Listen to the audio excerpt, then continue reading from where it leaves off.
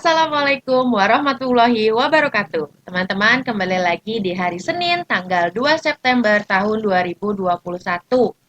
Nah, kali ini teman-teman akan kembali belajar tematik yaitu tema 2 tentang udara bersih bagi kesehatan dan teman-teman sudah masuk ke subtema 3 yaitu memelihara kesehatan pernafasan. Dan di hari Senin ini, teman-teman sudah masuk ke pembelajaran terakhir di tema 2, yaitu pembelajaran kelima.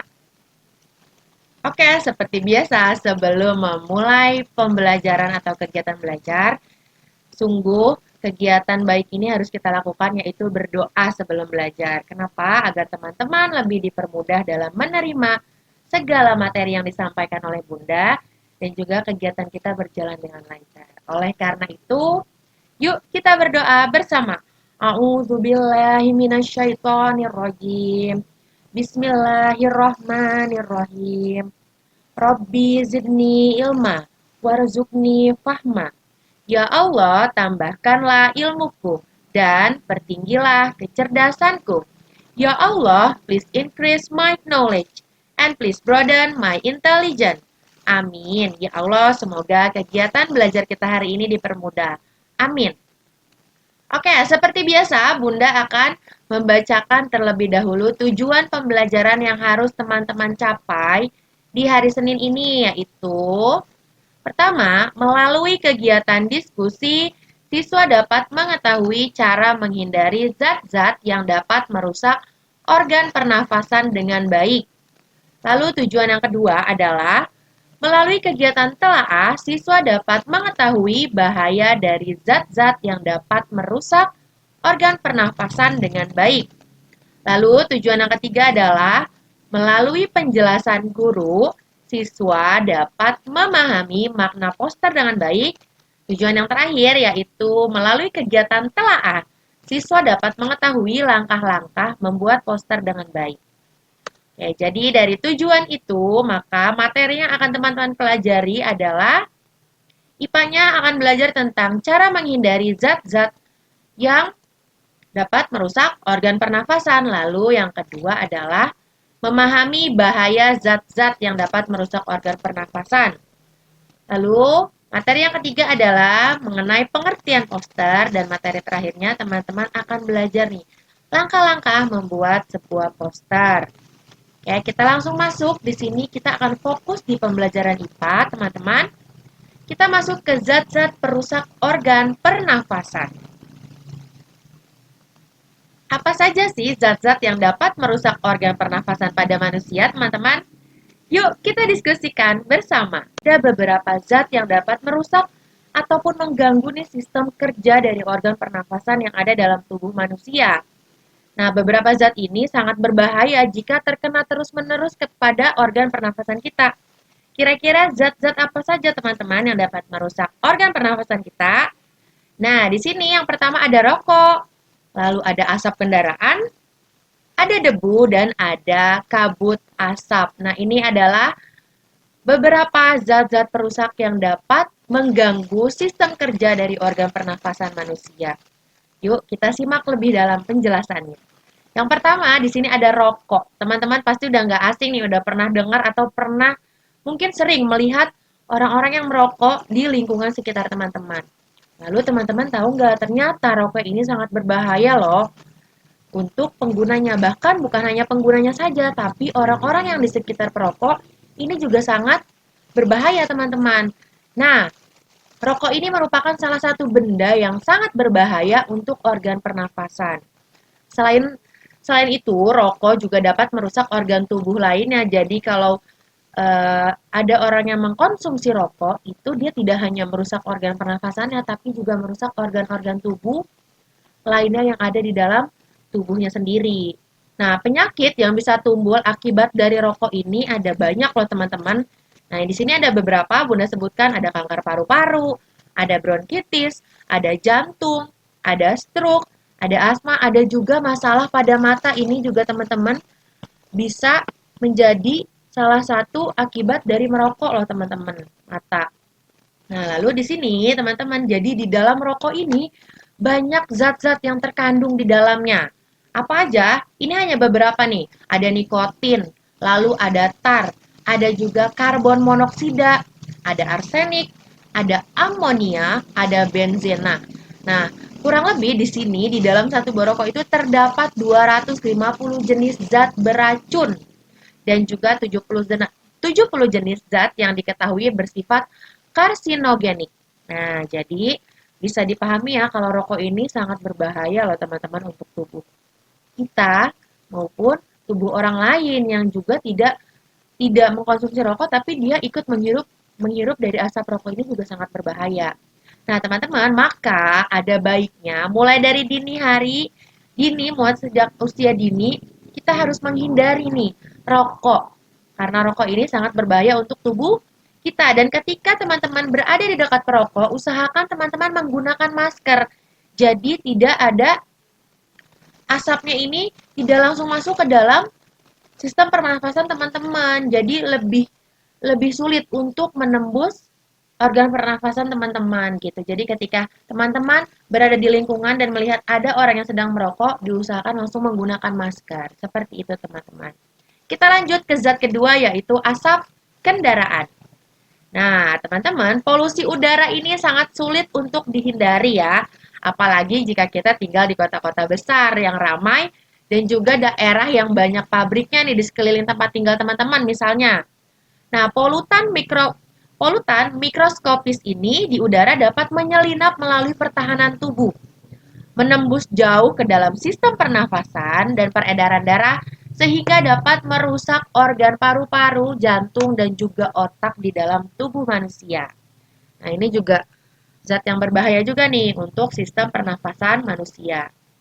Nah, pengaruh negatif yang ditimbulkan dari asap kendaraan yaitu adalah gangguan pernafasan, peredaran oksigen dalam darah itu akan terganggu. Lalu ada juga gangguan kesehatan pada anak-anak nih terutama karena anak-anak ini dia masih sangat sensitif.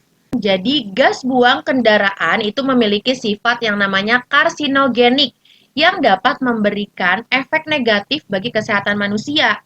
Nah, jadi paparan dari zat karsinogenik ini dapat menyebabkan atau menjadi penyebab ini organ tubuh dan fatalnya ini dapat memicu terjadinya kanker. Jadi bisa membuat seseorang ini terkena kanker dari si zat atau gas karsinogenik ini.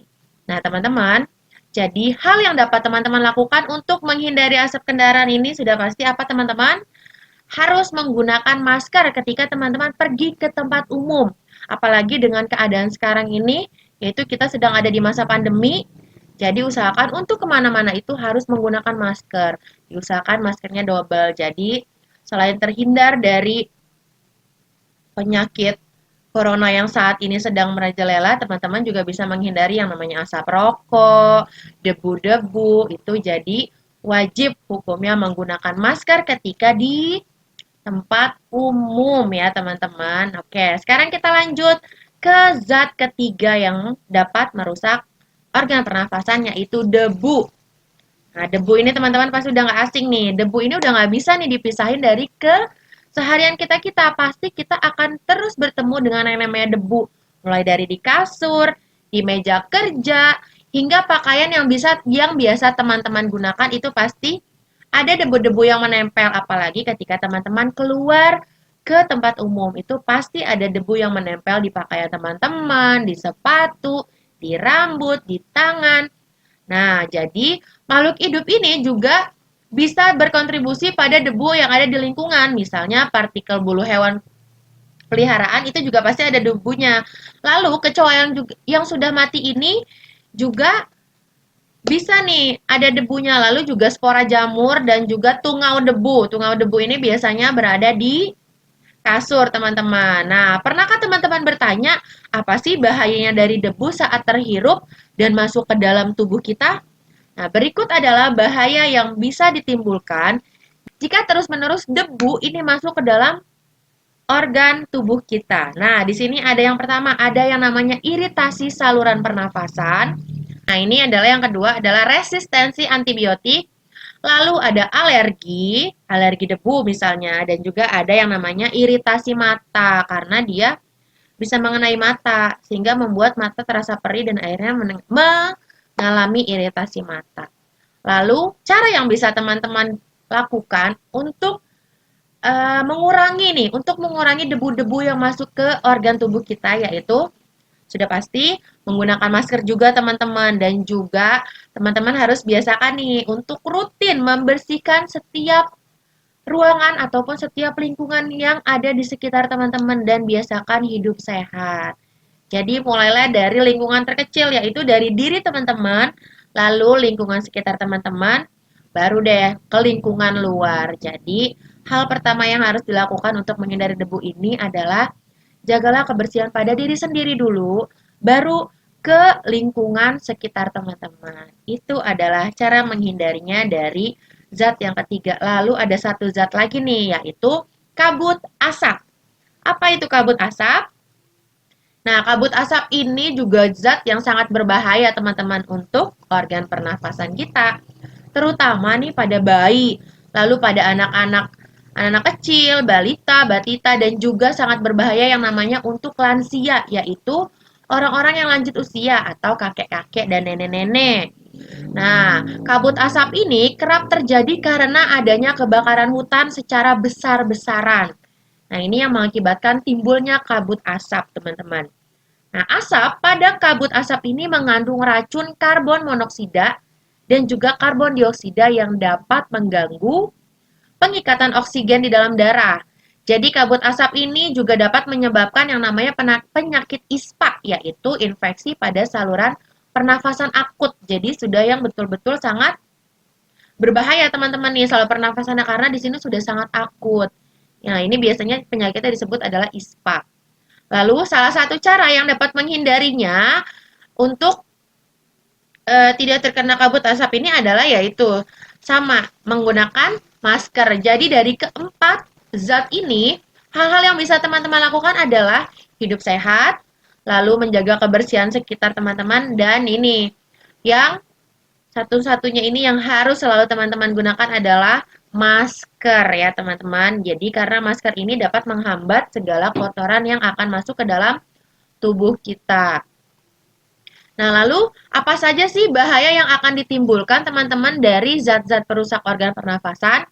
Nah, di sini ada beberapa akibat yang bisa ditimbulkan nih dari zat-zat perusak organ pernafasan, dari infeksi paru-paru, lalu kanker paru-paru, dan juga asma. Jadi ini adalah penyakit-penyakit yang dapat menyerang sistem pernafasan teman-teman ketika teman-teman itu terkena yang zat-zat tadi sudah disebutkan. Itu adalah bahayanya. Lalu bagaimana cara menghindari zat-zat perusak organ pernafasan? Nah, lihat di sini teman-teman. Di sini adalah menjauhi rokok dan juga asap rokok, lalu memakai masker saat berada di lingkungan yang kurang bersih. Lalu yang ketiga, jalani hidup bersih dan juga menjaga pola hidup sehat. Nah, teman-teman bisa lihat di sini di bagian bawah di situ ada poster tentang cara mudah menjaga kesehatan paru-paru. Bisa dilihat di situ cara-caranya yaitu menghindari polusi udara, menghindari stres, lalu menghindari rokok dan olahraga secara rutin dan juga bernafas melalui hidung. Oke, nah itu adalah contoh dari poster tentang cara menjaga kesehatan. Sekarang, nah teman-teman tahu nggak sih apa sih poster itu? Nah, di sini juga di pojok kiri sudah ada di sini poster tentang menjaga kesehatan organ pernafasan kita. Itu. Nah, di situ ada minum air putih yang cukup, olahraga, tidak merokok, dan menghindari polusi udara. Tapi teman-teman tahu tidak apa sih pengertian poster? Lalu, apa sih fungsi dari sebuah poster itu? Dan faktor apa saja yang harus ada dalam sebuah poster? Dan bagaimana cara atau langkah-langkah membuat sebuah poster yang baik? Nah, kita akan mempelajari 4 materi ini pada pembelajaran kali ini. Nah, poster ini, teman-teman, poster adalah salah satu desain grafis yang di dalamnya terdapat gambar dan juga kata-kata pada kertas yang berukuran besar biasanya. Nah, poster ini berisi tentang informasi dan juga biasanya poster ini terdapat di sekolah ataupun di tempat-tempat umum. Poster ini sifatnya itu untuk mencuri perhatian dari orang. Poster juga bisa menjadi sarana untuk mempromosikan suatu produk, jasa, suatu kegiatan, atau hal-hal seputar pendidikan dan juga di bidang-bidang lainnya. Nah, ini adalah salah satu jenis poster. Ini adalah poster tentang virus corona atau COVID-19. Oke, teman-teman. Jadi, poster itu adalah sebuah informasi yang diperlihatkan itu dengan gambaran-gambaran dan juga tulisan-tulisan, tapi tulisannya ini singkat namun jelas. Nah, lalu apa sih fungsi dari sebuah poster?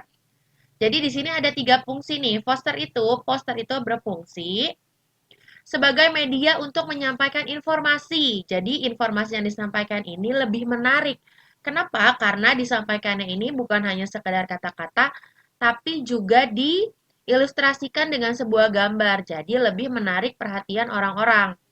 Lalu, fungsi yang kedua adalah sebagai media promosi barang ataupun jasa. Jadi, selain menyampaikan informasi, poster ini juga bisa sebagai media untuk mempromosikan barang ataupun toko baru. Ini juga bisa untuk mempromosikan sesuatu. Jadi, tidak hanya sekedar informasi saja. Lalu, fungsi yang ketiga adalah sebagai media dan juga sarana bagi para desain grafis untuk berkreativitas.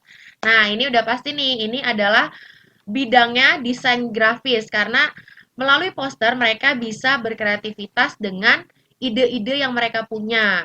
Nah, teman-teman yang ikut desain grafis tentunya bisa nih membuat poster-poster yang bisa menarik perhatian orang dan juga bisa memberikan informasi kepada orang melalui sebuah poster.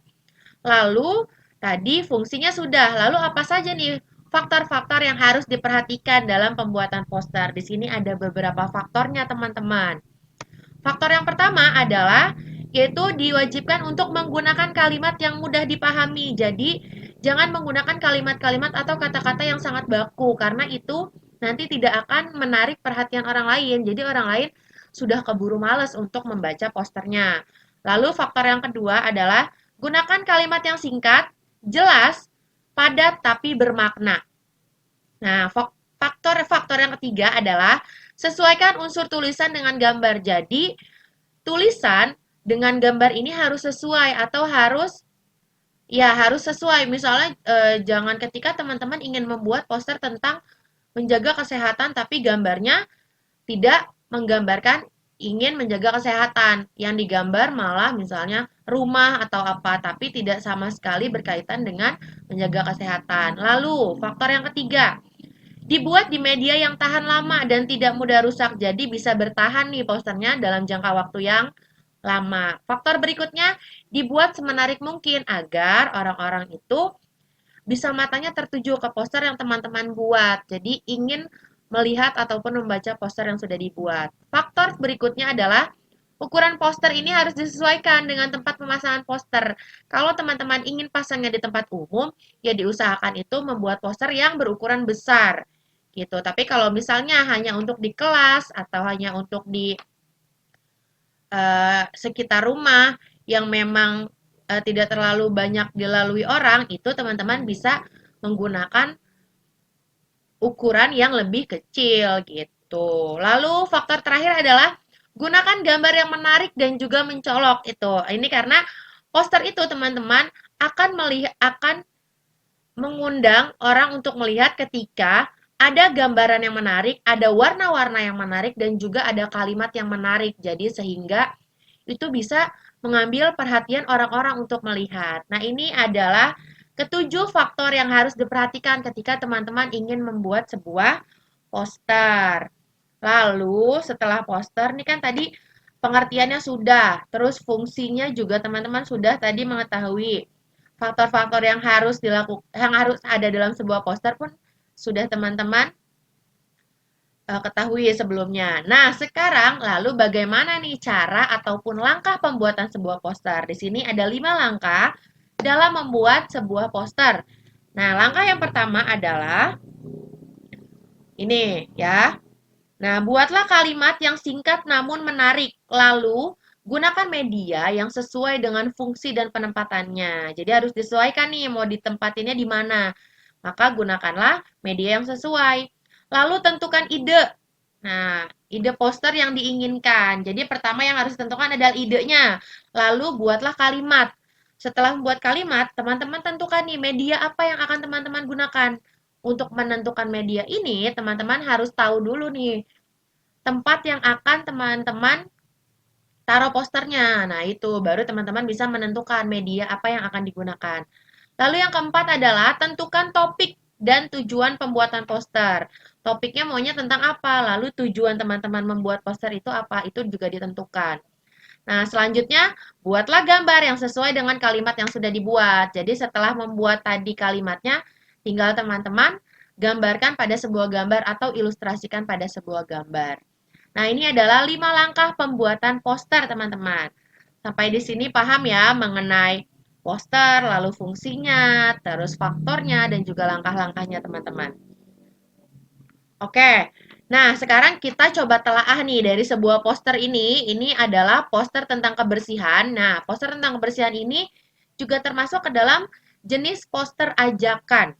Nah, dari sebuah poster ini bisa dilihat di sini ada buanglah sampah pada tempatnya. Oke. Nah, di sini informasi yang kita dapat dari gambar poster ini adalah harap membuang sampah pada tempatnya dan juga menjaga kebersihan dapat membuat masa depan lebih baik. Ini adalah informasi yang didapat. Lalu isi keseluruhan dari poster ini apa, teman-teman? Nah, isi dari poster ini adalah ajakan untuk membuang sampah pada tempatnya agar kebersihan di lingkungan itu tetap terjaga, teman-teman. Nah, ini adalah salah satu contoh tentang poster. Oke, nah sekarang untuk lebih memahami tentang poster, Bunda ada sedikit latihan untuk teman-teman kerjakan ya. Nah, di sini Bunda Nula sudah mempersiapkan sebuah poster tentang ini, cegah penularan COVID. Apa yang harus teman-teman lakukan? Pertama, Bunda ingin teman-teman menuliskan apa sih pengertian poster yang teman-teman ketahui dari yang tadi sudah Bunda Nula jelaskan tentang poster. Lalu selanjutnya, informasi apa yang teman-teman dapatkan dari poster ini? Dan yang ketiga adalah, apakah isi poster keseluruhan dari poster cegah penularan COVID ini? Nah, ini adalah 3 latihan yang harus teman-teman lakukan atau teman-teman kerjakan. Ya, agar Bunda Dula mengetahui nih sejauh mana pemahaman teman-teman tentang poster. Oke, teman-teman. Maka dari itu, saatnya kita mengucapkan hamdalah, alhamdulillahirobbil alamin. Nah, semoga teman-teman senang ya dan juga semangat dan selalu jaga kesehatan, terus tetap semangat belajarnya, terus jaga kebersihan juga. Terima kasih banyak teman-teman sudah mendengarkan dengan baik pembelajaran hari ini. Sekian dari Bunda. Wassalamualaikum warahmatullahi wabarakatuh.